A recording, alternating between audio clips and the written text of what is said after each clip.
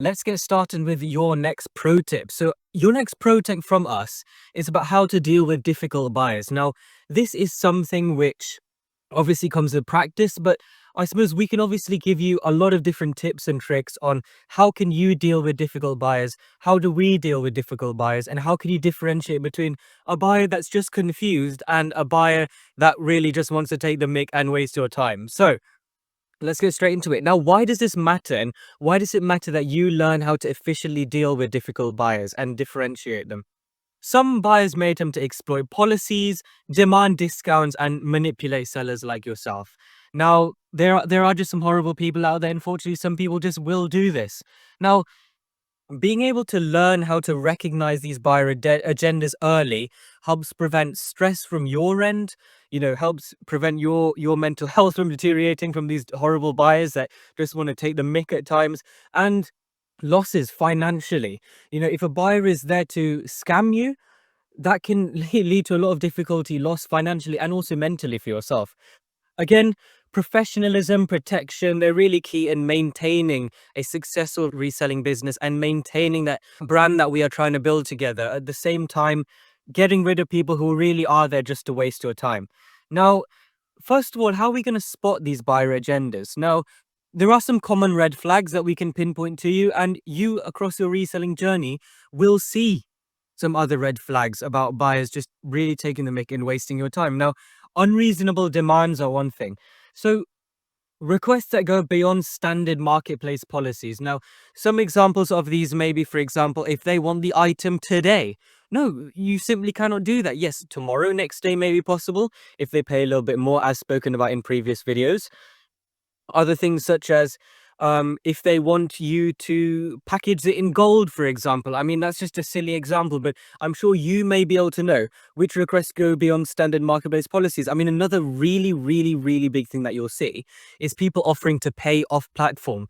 Never, ever, ever accept payments off platform. Not only will you get your account banned, but buyers often will try and scam you by paying through different bank accounts, canceling the transaction, getting money into another account, fraud, all sorts of type of things. So one big thing and one big example of unreasonable demand is them offering to pay through PayPal, bank transfer, any of this. Just say no, remain professional and say that, sorry, we only accept payments through app.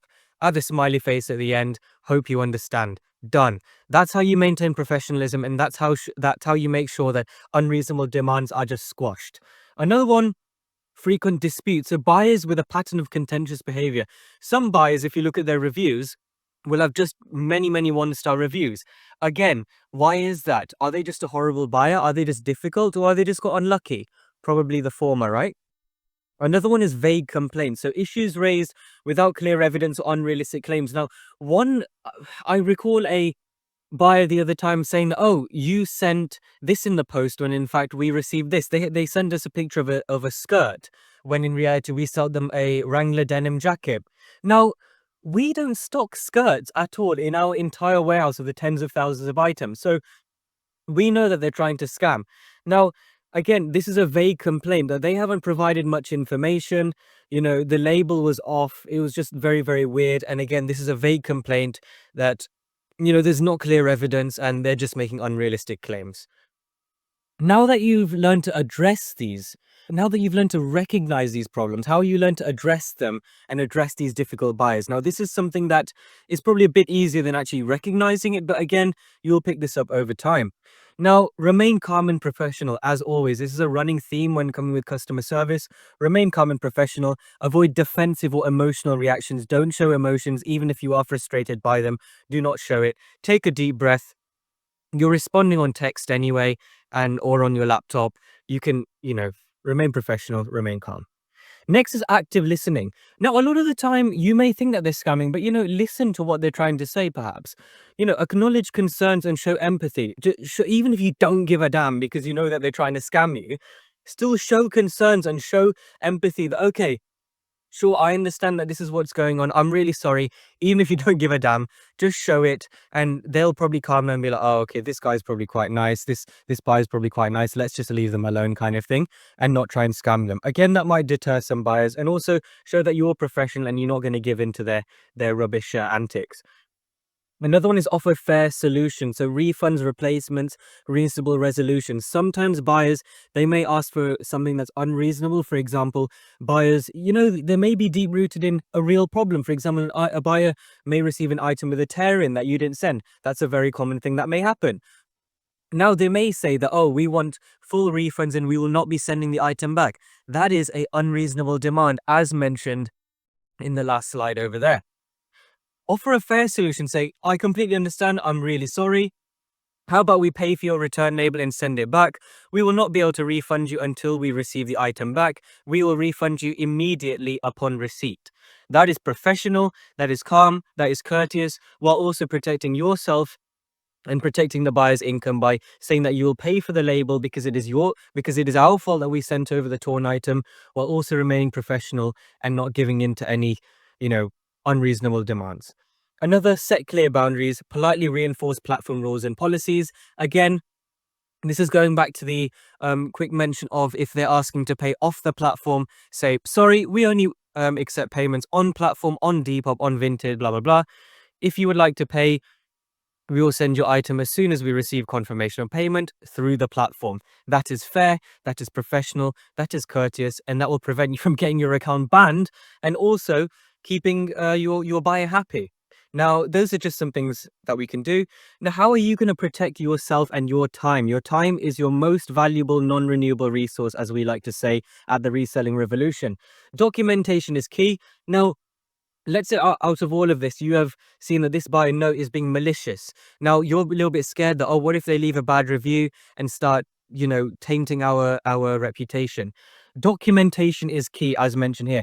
Save all buyer images, take screenshots, keep photos, tracking info, receipts. The more information you have, the more you can provide to the platform if there's, in case of any disputes, the better you'll be able to record any suspicious behavior. Information is all. Information is your king. If you document everything, you provide this to the platform, they will side with you as long as the information sits with you. Now, know your platform policies. Again, unreasonable demands through platforms. Know your platform policies well. We covered this in one of the earlier videos on our channel and this course. Understand return, dispute, and seller protection rules. If you're a little bit unsure about what those rules are, have a look at the videos that we have previously uploaded and have a look at the different platform dispute, seller protection policies, buyer policies, all of that good stuff, and just learn a bit more about the platform. And report buyers violating policies. You as a seller have the right to report these buyers. If you sense any fishy behavior, click the very easy report button and type up with that information that you've collected why they're being a bit difficult.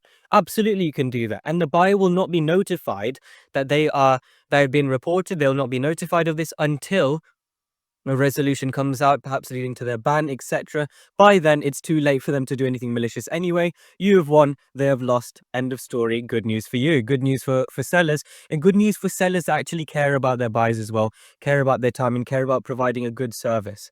Also, know when to walk away. If a buyer becomes abusive or manipulative, stop engaging, report them, move along, allow the trained professionals in the Vinted, eBay, all of this customer relationship, HR solutions, whatever they have in the background, allow them to deal with the issue rather than you wasting your time and wasting your stress, and get on with what is making you money and actually making you have a good impact on on your reselling business. So in conclusion, in this pro tip, stay professional, protect yourself. Difficult buyers are just part of the business. Every single business you'll get buyers are unreasonable and manipulative. Follow platform policies, know your platform policies, and more importantly, document everything. Information is all. Document your interactions and safeguard your rights as a seller as well. Recognize any red flags early and set boundaries to avoid any unnecessary stress. So that's all about this pro tip. I hope that's been incredibly useful. I'm sure it has. And in the next lesson will be your mini assignment. So we will see you then.